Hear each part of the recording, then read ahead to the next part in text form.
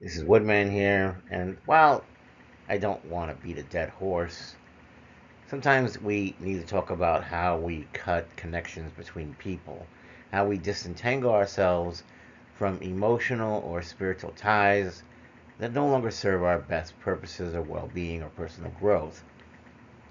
Sometimes these attachments often form from deep, significant interactions and can bind individuals together in ways that continue to influence and impact each other's lives. But this is harmful. And so we have to find ways to de- disentangle these sorts of connections and make the separations needed so that people can move on their merry way and live their lives. So, this is a point where we reach self reflection and awareness. We identify the connection that is binding us or keeping us stuck, and we recognize the specific relationships or situations where we feel an unhealthy or draining attachment. This involves acknowledging the emotional or spiritual impact these connections have on us, but also recognizing that we can break free of that we don't have to be a slave to that for all of our days. We need to evaluate the impact. We assess how these connections affect our mental, our emotional, or spiritual well being. We determine whether they are hindering our growth or causing harm. Sometimes we cry out that we realize that we can't remain in a certain place anymore. We can't be in a certain place anymore. It does not serve us. So we need intentional release. And this is where meditation or visualization can help. We use these techniques to symbolically cut the cords, imagining severing a connection with a visual tool like a sword or scissors. We can visualize the release of this emotional or spiritual ties. We make affirmations and we make prayers. We need to say these things over and over again, these affirmations, these prayers. I'm letting go. I am surrendering. I am letting go. I'm surrendering. And these words and intentions are repeated to affirm our thoughts and feelings to the universe as to God in the heavens that this is what we want. It obviously stemmed first from the idea that we realized we needed to set proper boundaries. And these boundaries could be physical and emotional, but they also can be spiritual. Like for me in particular, sometimes I'd have dreams where certain entities or things would come to me and I would realize you do not belong here. And so we have to focus on self care. We have to engage in activities that nurture our well being and help us rebuild our personal energy and strength. And it's when these dreams come that you realize that some things just want to keep clinging. They might even use like a shape shifting energy to shift into something that we are still connected to, something that we do still like. But that's just avoiding the inevitable. Sometimes you may need a spiritual advisor or counselor who can help support and show us how we can manage cutting these ties.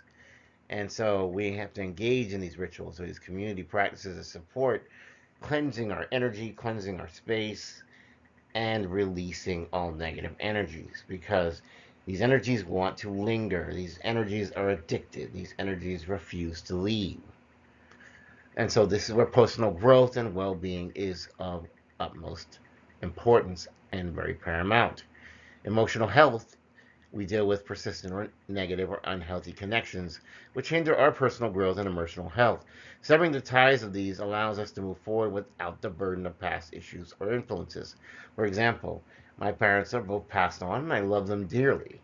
But unfortunately, in the way that they raised me, they only could teach me what they had learned themselves, and some of these things were not healthy. Sometimes I hear the voices in my head telling me to do things that I really don't need to do anymore. And so when you continue to miss a person to the point of beyond the grave and you just keep elevating the statements they made and the things they did to godhood, you are setting yourself up for failure because you need to learn, you need to grow. What they had isn't necessarily the be all end all. Ideas improve, ideas are refined, ideas evolve. But if you keep remaining fixed at a crystallized point in the past, then you will not evolve and you will therefore become obsolete. And in these obsolete ideas, you will continue to engage in toxic patterns and you will never be free of the things that you were supposed to learn from. Your spiritual journey involves you getting better with time. And so you need to break generational curses. And breaking these generational curses require interventions, and they require you to tackle the parts of you that you realize no longer belong. You realize that there's a necessity of moving on.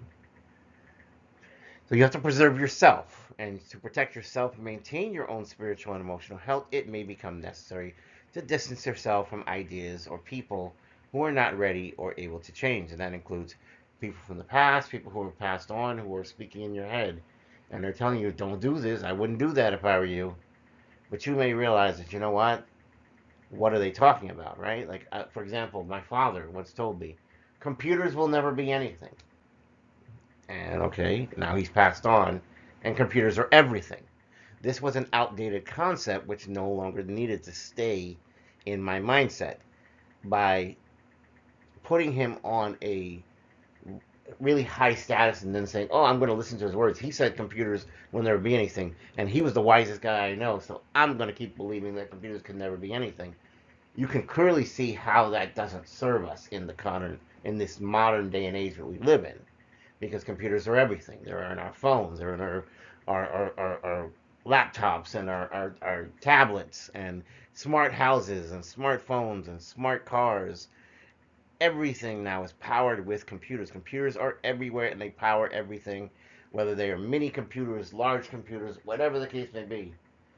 They are part of everything, and those who are good with computers, who are good with programming, who are good with software engineering, who are good with computer engineering, are making quite a bit of bank because they are in high demand because our society has come to depend on it so much.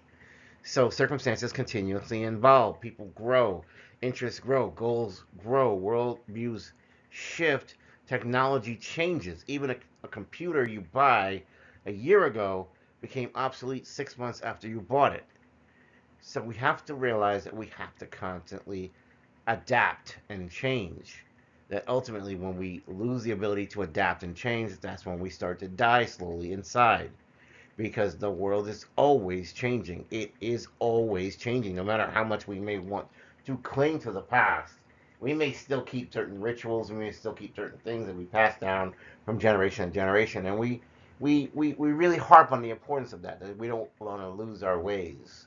But some ways are just no longer necessary. For example, if you were a biblical figure from Judaism, and now you're trying to live that life years later, there are certain things that just won't work well, right? For example, animal sacrifice. Animal sacrifice was a thing in the past, and it is a tradition that was passed down from generation to generation. But at some point, people said, we don't need to sacrifice animals as part of our religious rituals.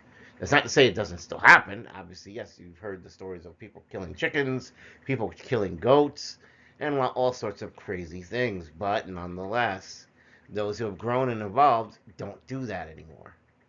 And unfortunately, it might be even sad enough that people may kill their house pet, which is extremely tragic and horrifying. But they may feel from a sense of, hey, this is what we did in the past, this is the way things have always been done in my family.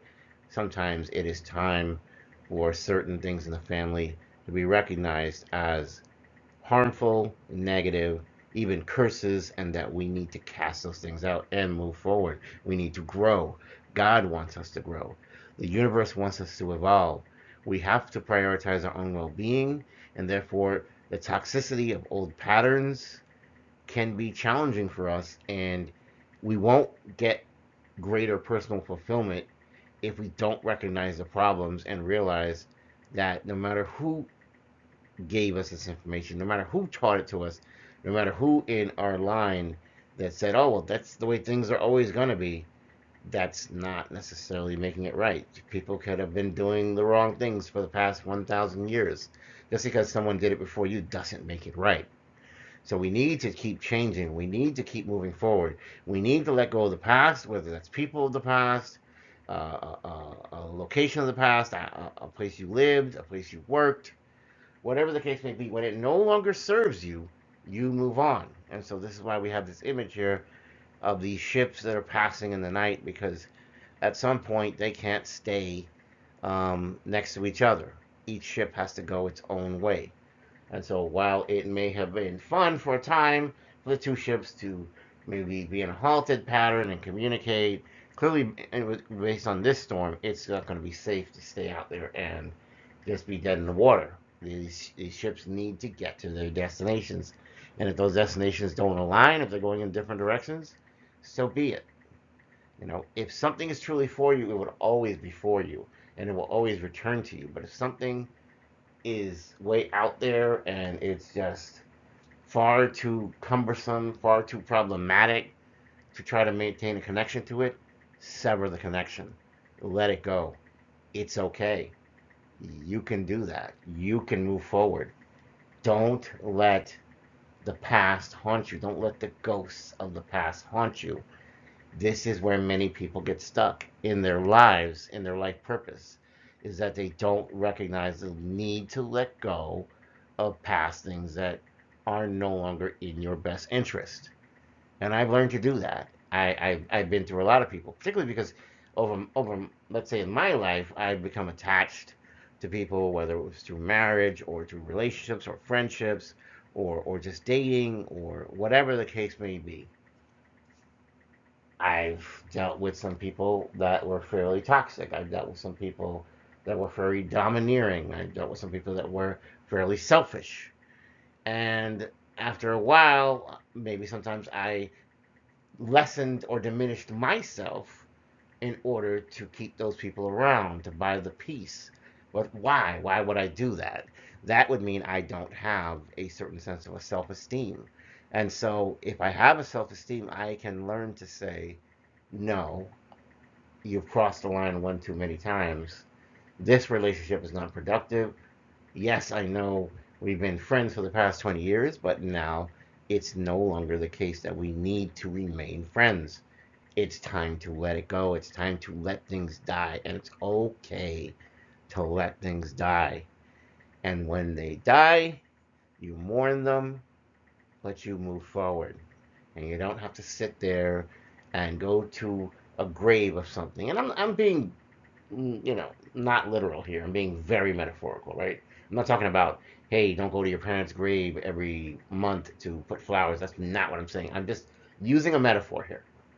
And so the thing is when you keep coming to this grave with the flowers, right? Very metaphorically speaking, we're not talking about real life.